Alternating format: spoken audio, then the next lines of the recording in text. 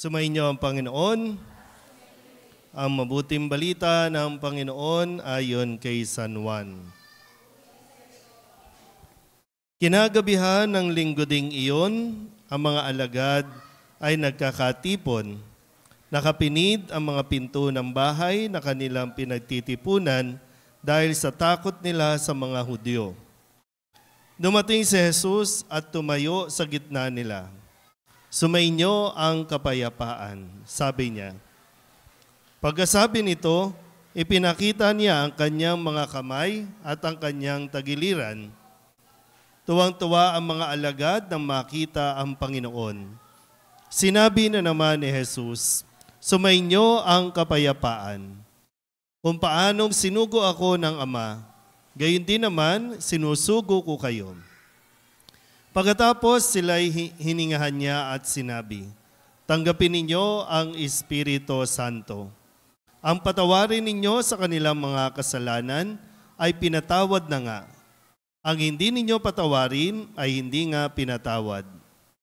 Ngunit si Tomas na tinaguriang kambal, isa sa 12, ay wala roon nang dumating si Jesus. Kaya't sinabi sa kanya ng ibang alagad, nakita namin ang Panginoon.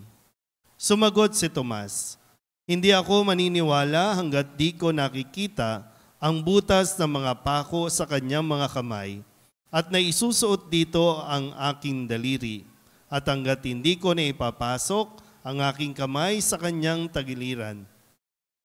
Makalipas ang 8 araw, muling nagkatipon sa loob ng bahay ang mga alagad. Kasama nila si Tomas. Nakapinid ang mga pinto, ngunit pumasok si Jesus at tumayo sa gitna nila. Sinabi niya, sumainyo ang kapayapaan. Saka sinabi kay Tomas, tingnan mo ang aking mga kamay at ilapit dito ang iyong daliri. Ipasok mo ang iyong kamay sa aking tagiliran. Huwag ka nang mag-alinlangan. Maniwala ka na. Sumagot si Tomas, Panginoon ko at Diyos ko. Sinabi sa kanya ni Jesus, naniniwala ka na ba sapagkat nakita mo ako? Mapapalad ang mga naniniwala kahit hindi nila ako nakita. Marami pang kababalagang ginawa si Jesus nang masaksihan ng mga alagad, ngunit hindi natatala sa aklat na ito. Ang mga natala rito'y sinulat upang sumampalataya kayong si Jesus ang Mesiyas, ang anak ng Diyos. At sa gayoy magkaroon kayo ng buhay sa pamamagitan niya. Ang mabuting balita ng Panginoon. Maupo na po ang lahat. Muli, isang magandang gabi sa inyong lahat. Para sa lahat ng mga miyembro ng ministries and organizations, ganun din po sa mga parishioners at mga bisita natin. Salamat po sa inyong pagdalo sa gabing ito para sa monthly formation natin ngayong April 6. Second Sunday of Easter. Tatandaan niyo po lagi na anumang year, no? Kasi meron tayong tinatawag na year at cycle. No? Cycle 1, Cycle 2, Year A, B, C. Pag second Sunday ng Easter,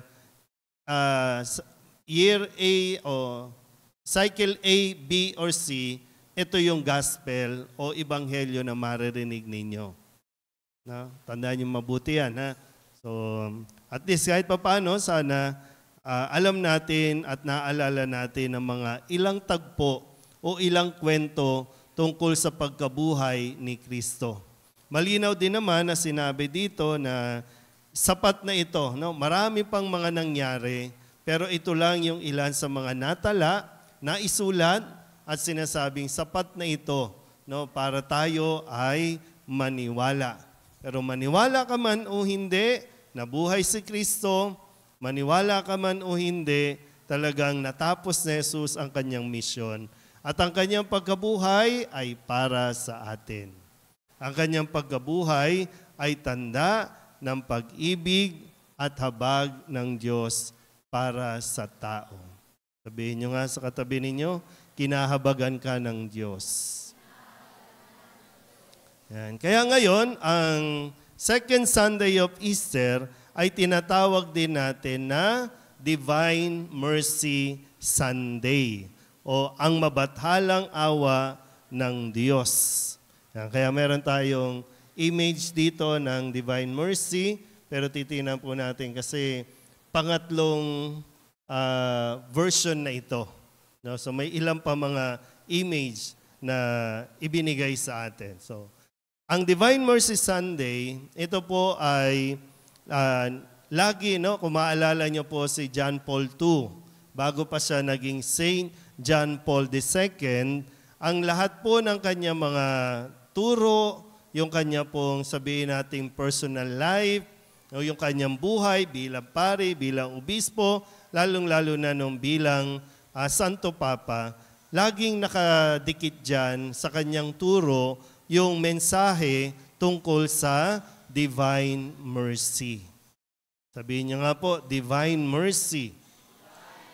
So yung mabathala at banal na awa ng Diyos. So sinasabi din po dyan, no, na yung message, no, na madalas, no, the message of Divine Mercy has always been near and dear to me. So napakalapit sa puso ng Santo Papa, no, ni Saint John Paul II, yung nilalaman ng mensahe ng Diyos. At yan yung kanyang awa, yung Divine Mercy. Mapagpatawad ang Diyos. No, bukod sa kanya pagiging mapagmahal, ay mapagpatawad ang Diyos. Kaya kung re-reviewin daw po natin ang kanyang mga writings, yung mga sulat niya, kahit yung mga homilies niya. No? Kaya maalala niyo po yung isang tagpo na yung nag-try na mag-assassin sa kanya. Diba? Yung binaril siya at anong ginawa niya? Pinuntahan niya doon sa kulungan at pinatawad niya. Kasi yun din yung kanyang natutunan doon sa mensahe na ibinigay ng Panginoon nung siya po ay magpakita doon sa isang madre, doon sa isang bayan, kung saan doon din naman siya, na, yun yung bansa ni Pope, no, yung Poland. Yan.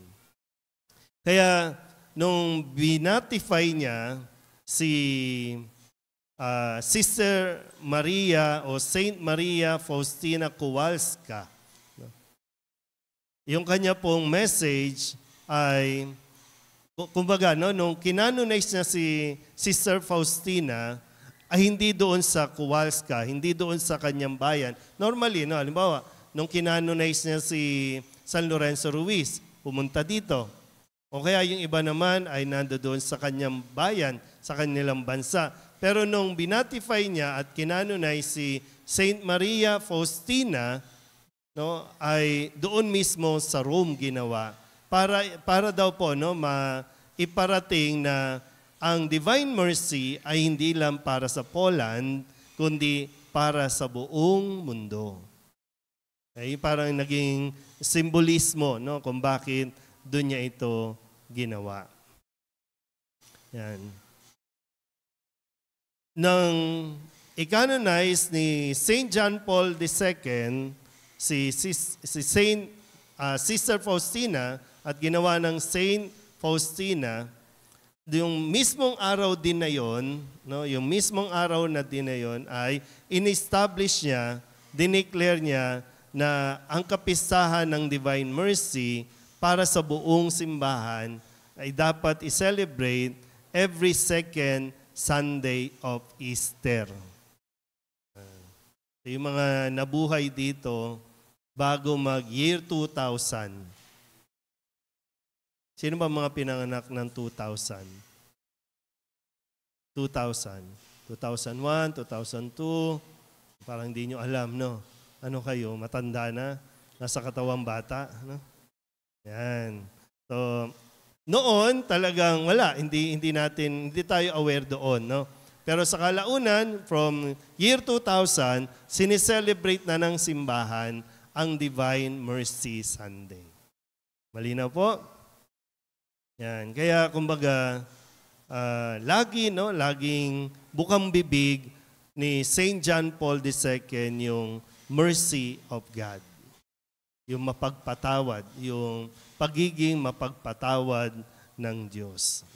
Minsan kasi may kanya-kanyang, kumbaga, karisma, may kanya-kanyang tinututukan. Bawat Santo Papa, no, mayroong kanyang mga, ang nilalaman o theme ng kanila po mga mensahe. No, si St. John Paul II ay tungkol sa mapagpatawad na Diyos. Sino ba ang nag-Divine Mercy Chaplet dito? Wala. Sa Solidad, wala. Wala masyado. Pag nanonood kayo ng TV, di ba, no? Pag nanonood ng TV, every 3 o'clock, ito yung 3 o'clock habit. Yan, na dinadasal. Mamaya dadasalin natin. Pero meron din tinatawag yun na chaplet. Pero tingnan po natin. Pag makikita nyo yung imahin ng Divine Mercy, ganyan yan, no? Yung Divine Mercy, may makikita kayong pula at puti. Yan. Sabi nga, yan po yung dugo ni Jesus. No? Yung kulay pula, dugo ni Jesus na ang buhay ng mga kaluluwa. Yung kulay puti naman, no, ay para sa tubig na nagbibigay katarungan para sa mga kaluluwa. Kaya nga yung ocean and fountain of mercy. Sumasagisag sa pagpapatawad at pag-ibig ng Diyos. So love and mercy. Yan. Kaya gaya nga nasabi ko, no? Ang krus, hindi yan basta krus na pagpapahirap, no, kundi kapag tumitingin tayo sa imahe ni Kristo, nakapako sa krus, sa imahe ni Kristo na pasan ng krus, yan ay tanda ng pag-ibig ng Diyos. So, ganun din sa Kanya, no? Kaya nga nanggagaling doon sa puso. Mayroon pong 3 version yung larawang ito, no? 3 version na yan.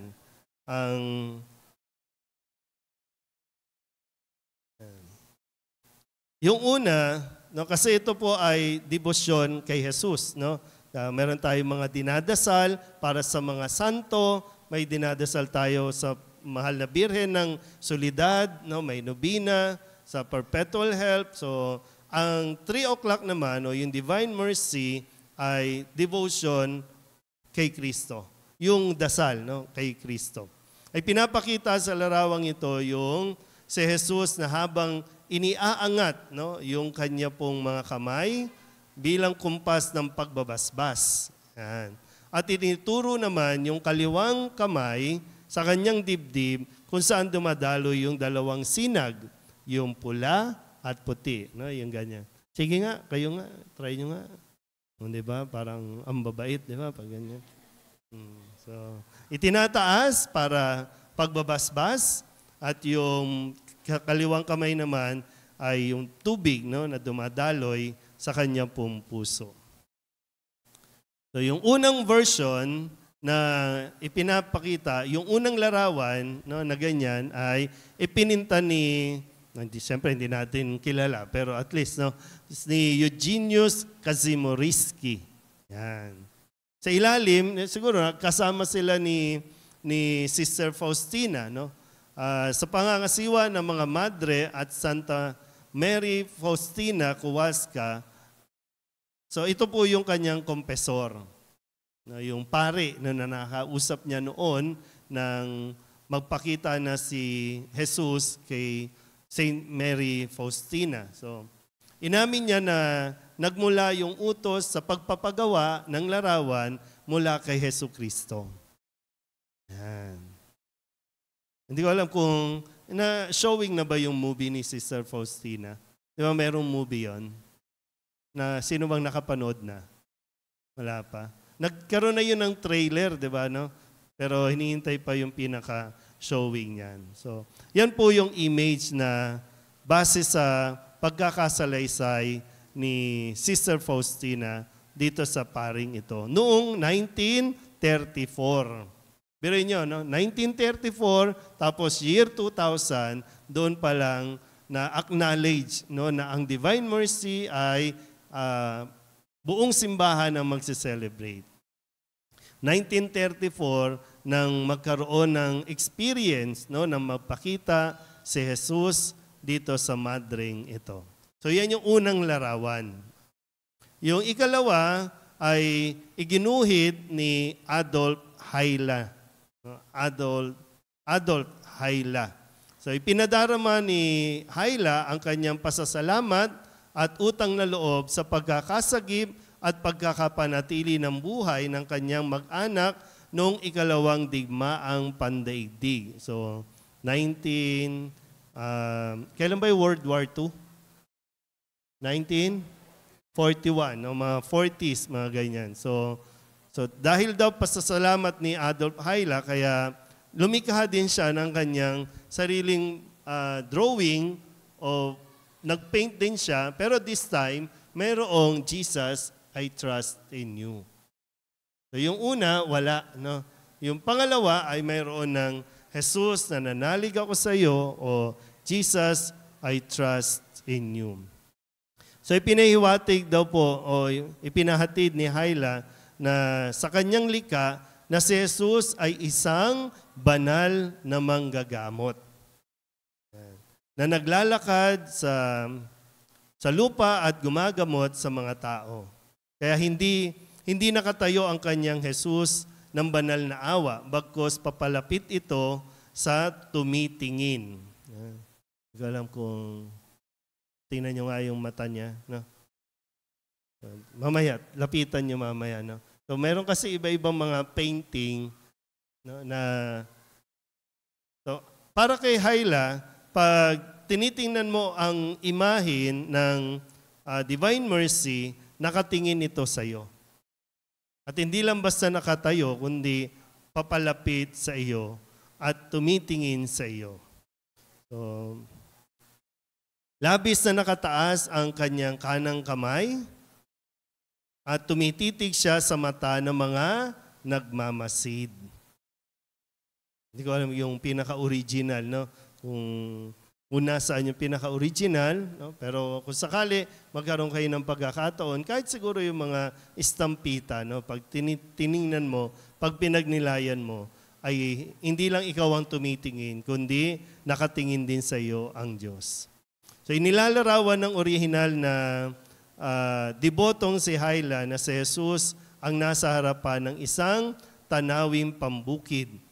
Ngunit tinanggal ng lumaon dahil sa sinasabing hindi daw liturgical. So, nagkaroon pa ng konting question doon sa kung ito ba ay liturgical o hindi. So, tinawag ding imahe ng banal na awa ng Krakow. So, sa Poland, no? Ang version ni Hyla, sapagkat nakalagak ito doon sa santuario sa Krakow. Ang hirap kasi banggitin yung mga pangalan. No? Pero doon yun sa Krakow. Yung ikatlong larawan, yan, ipininta naman ng isang artist na American artist na si Robert Kemp noong 1970. So from 1930s, tapos 1970s, siguro meron ding karanasan itong si Kemp. No? Inilarawan naman ni Kemp si Jesus na nakatayo sa harap ng isang may arkong pintuan. So, siguro ito din, no? Mas makikita ninyo. So may arkong pintuan at merong sinag sa mukha o sa ulunan si Jesus. So ang version ni Kemp kasama ang kay Hyla. So kinumbay na. Ang madalas na makikitang imahin, lalo na dito sa ating bansa. So ito na yung, kumbaga, na-combine yung sa una kasi, walang Jesus, I trust in you. So, kinumbine ni Kemp yung drawing niya doon sa bago siya nag-drawing, no? Yung kay, ano man pangalan nito? Itong kay Adolf, no? Kay Adolf at ngayon ay kay Kemp. At ito yung madalas nating nakikita na version ng Divine Mercy. Yan. So, mamaya, no?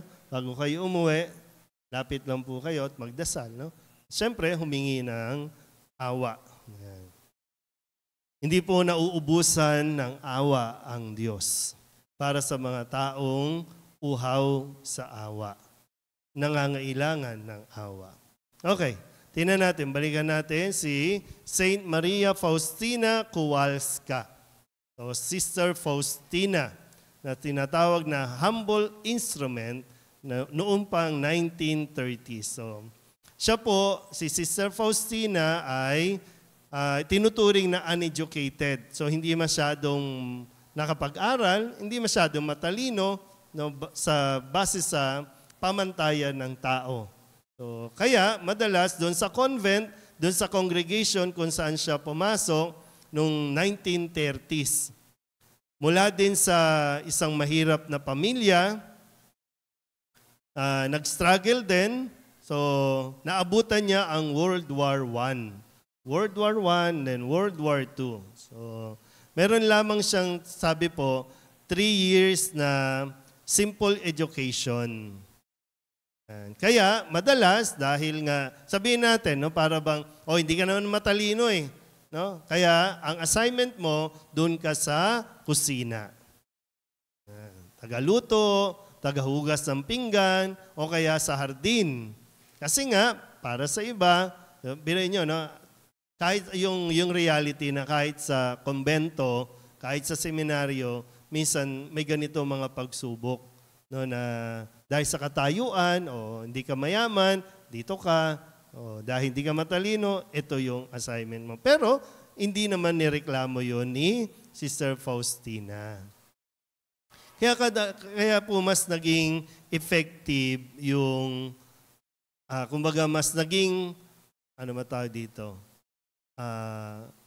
reliable, naging kapanipaniwala nung pinag-aaralan na, nung sinusuri na yung mga mensahe ni Jesus sa kanya, kasi nga, wala naman siyang alam.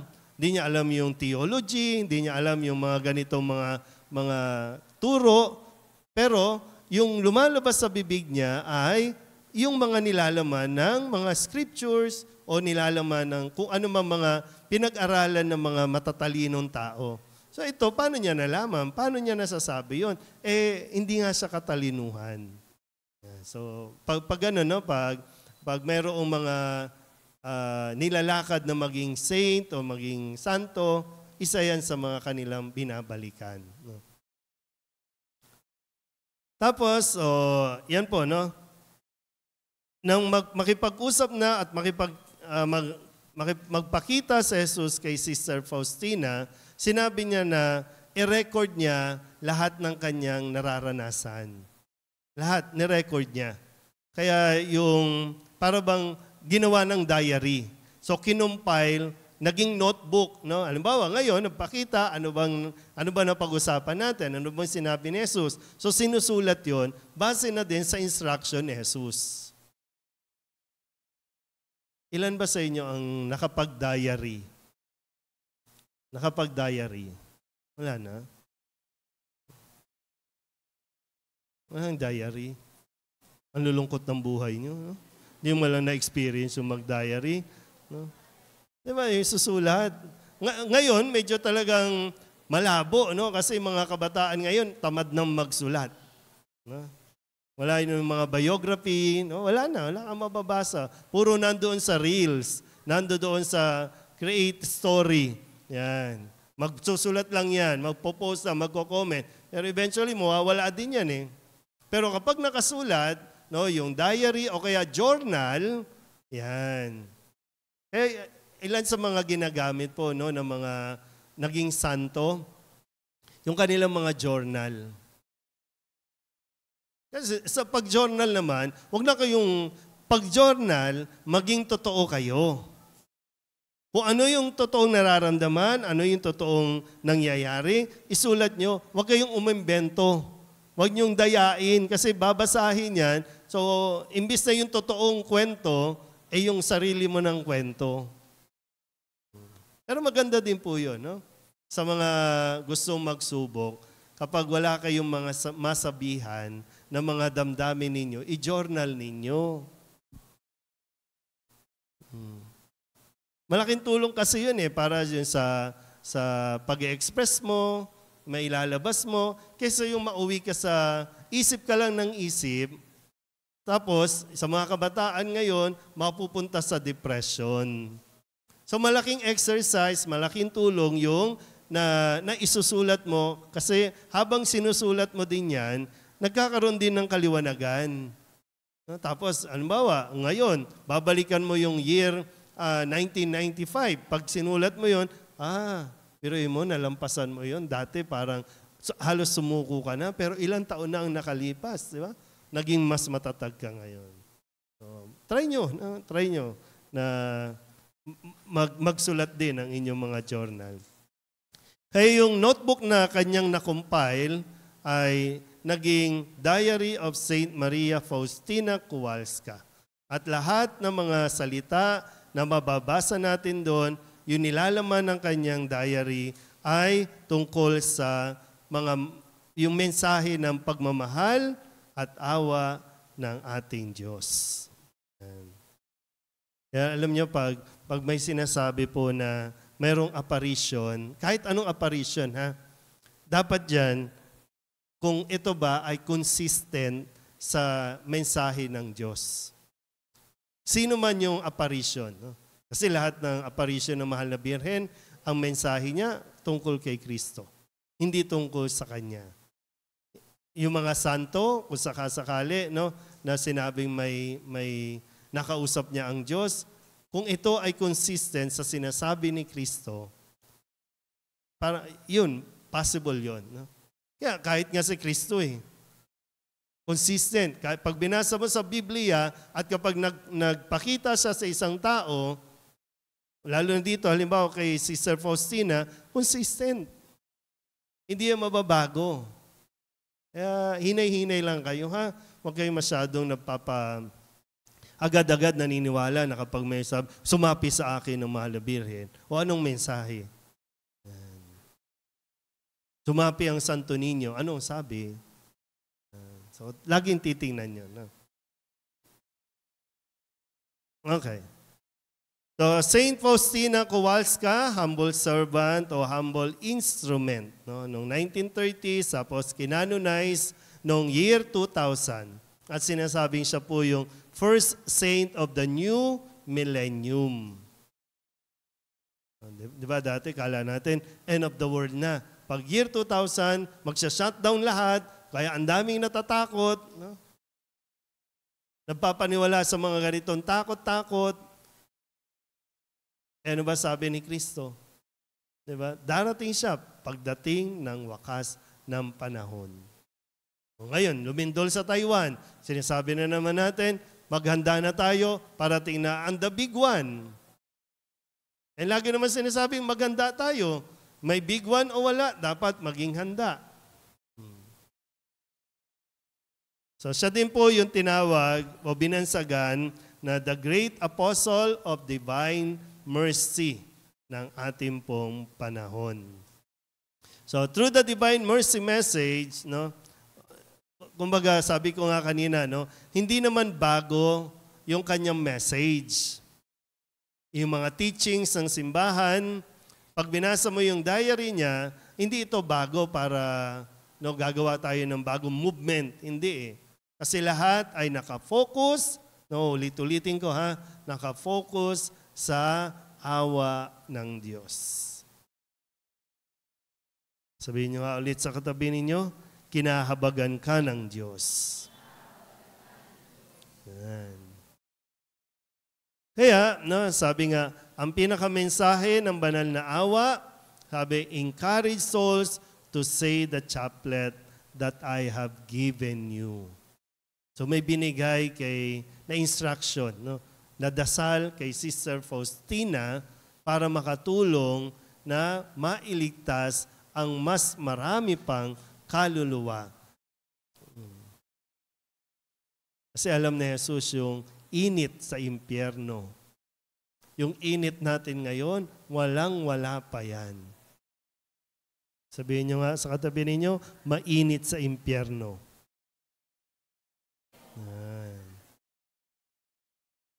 Yeah, 'di ba yung rosary, 'di ba yung rosary, sinasabi sa atin na ito ang mabisang sandata, 'di ba yung rosary. So ito rin naman yung chaplet Actually, yung chaplet, yung Divine Mercy chaplet, ang ginagamit din ay rosary din. Hindi nga lang yung Hail Mary, full of grace, kundi yung, nakalimutan ko yung, may dinadasal, di ba, kada Eternal Father. Sinong nagcha-chaplet? Ha? Sige, anong sinasabi? Di ba, bawat beads, kasi di ba, imbes na Our Father, mayroong prayer, Eternal Father. And then, kada beads, pag kinakanta kasi, mas madali, di ba? Kalimutan ko. Basta, mabalikan natin. Okay. So, ang sabi po doon, no, the message of divine mercy that Saint Faustina received from the Lord was not only directed toward her or personal growth in faith, but also toward for the good of the people. Kaya yung command daw ni Jesus, no, with the command na ipapinta niya yung image, no, ng according to Saint Faustina na nakita ni Saint Faustina. Ayan. Kaya yung, sino dito yung may devotion sa Mediatrix? Sa Mediatrix. Mary, Mother of All Grace. Yung Mediatrix. Yan. Kasi di ba sabi doon, doon sa petals, lumitaw yung mukha ni Nino. Mukha Nino? Ni Jesus? Walang mediatrix dito? Okay. So, sabi dyan, no, yung command ni Jesus na ipinta yung image, no? So, hindi ko alam, siguro hindi marunong magpinta siguro si Faustina. Kaya, umanap siya ng marunong magpinta. At yun nga, natagpuan niya yung kanyang confessor, no, yung pare, at sinabi yung message na ipinta itong imahin, kung paano niyang nakita si Kristo, ipinta mo. O ipapinta mo siguro, kung ano man. Kaya, yan yung lumabas. Yan. So, pili mo, no? Kasi ang Diyos dati, walang mukha. Pero dahil kay Jesus, nagkaroon ng mukha ang Diyos.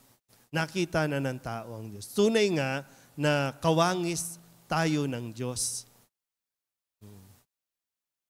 Wala, minsan siguro, ang mukha ng Diyos, pango, kung tinan yung katabi ninyo, flat ang ilong, bisaklat, no? O matangos, yung iba matangos, di ba? O, pero, di ba, kawangis tayo ng Diyos. Ano yan? Ako, mahalin nyo yan, no? Diyan kayo humihingay. So, at doon din, sabi nga po na yung image na yan ay kanilang i-venerate. Una, doon sa kanilang chapel ng mga madre, no? Kung saan kabilang na congregation si Faustina. At pagkatapos ay buong mundo na. Kaya hinintay yung panahon ni Pope John Paul II para ma-acknowledge ito at buong mundo ang magdidibusyon sa Divine Mercy prayer na to.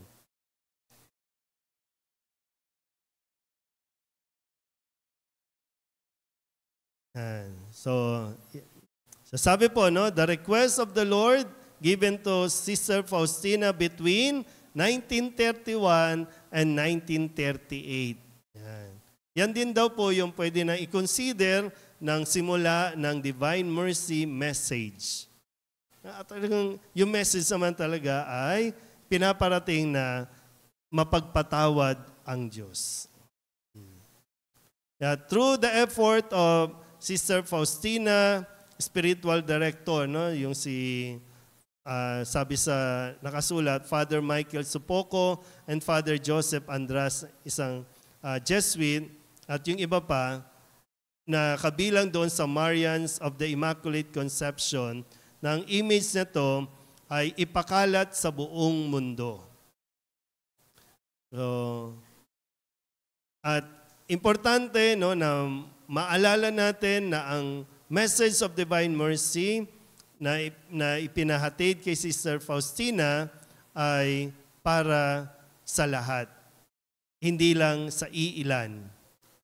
At hindi rin ito bago, kundi nagpapatuloy lang para mapaalalahanan. So kung sa binasa natin na Ebanghelyo, nung panahon ng mga alagad, na ang handog ni Jesus sa kanyang mga alagad ay kapayapaan, no? Ang paghinga ni Jesus na Espiritu para makapagbigay din sila ng kapayapaan o ng Espiritu na magtataglay sa kanila ng lakas na makapagpatawad.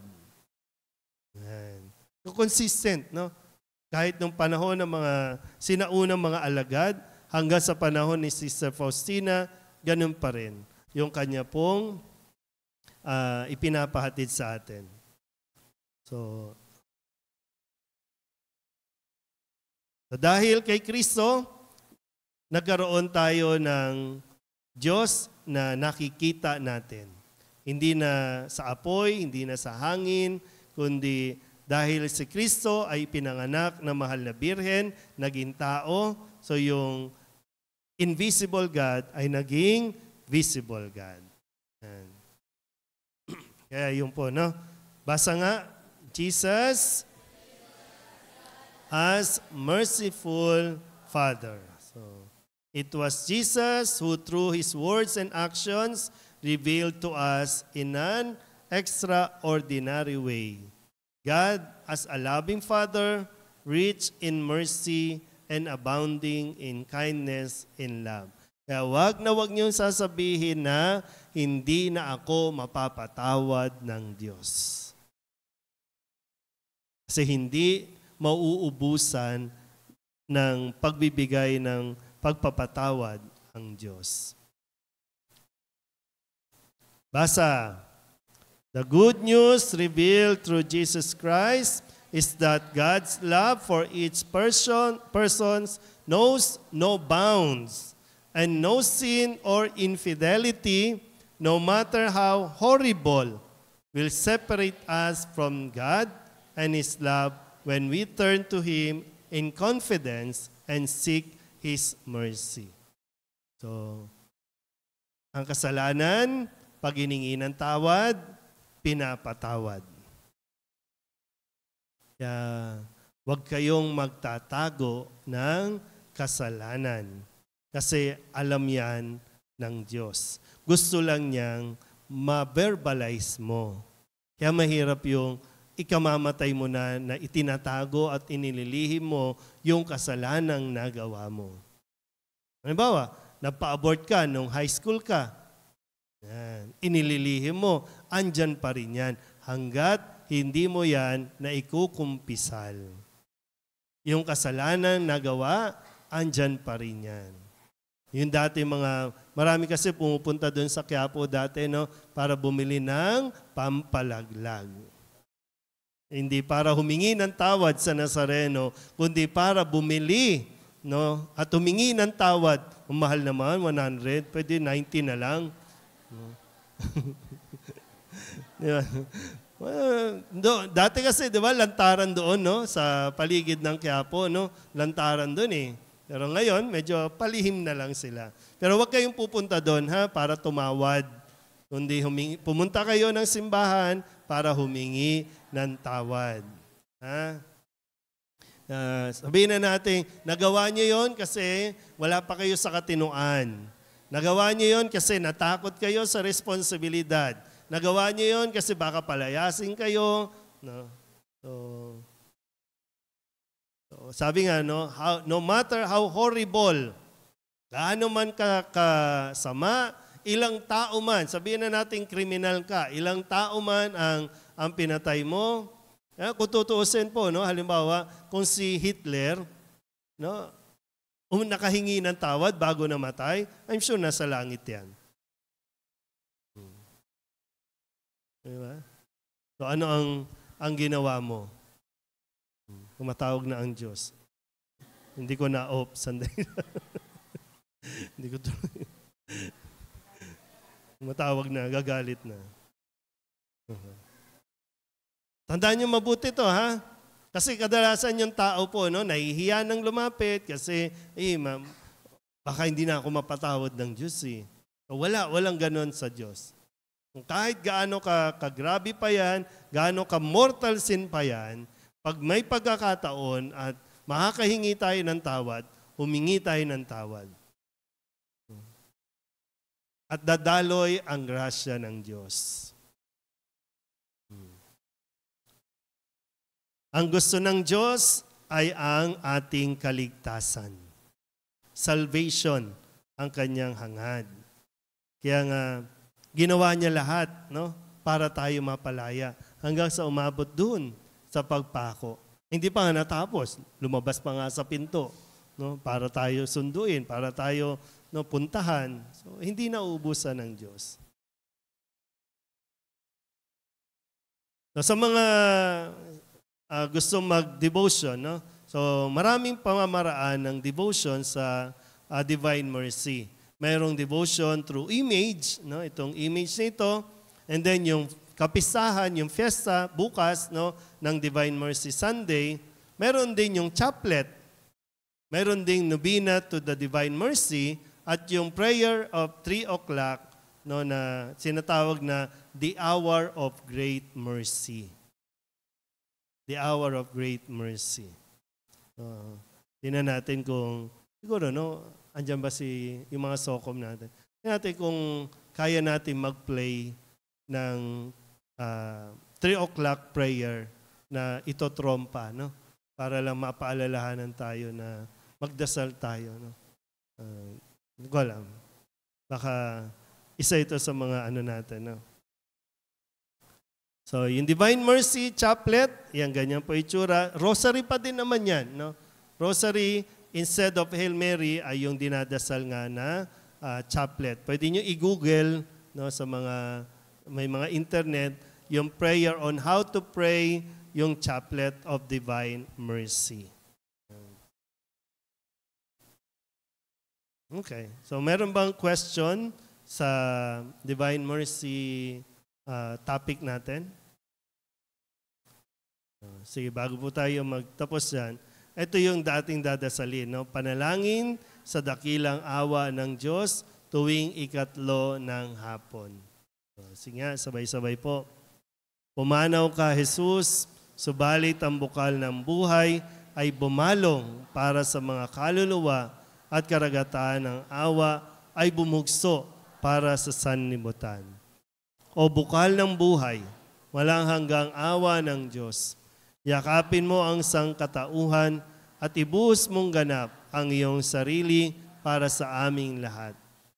O banal na dugo at tubig na dumaloy sa puso ni Jesus bilang bukal ng awa para sa aming lahat, ako ay nananalig sa iyo.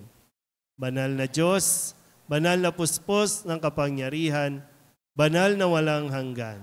Maawa po kayo sa amin at sa buong mundo. Amen. O Jesus, Hari ng awa, kami ay nanalig sa iyo. Yan. So, yan po yung, sana, no, bukas medyo mas mapagnilayan nyo pa, no, kung bakit itong second Sunday ay Divine Mercy Sunday.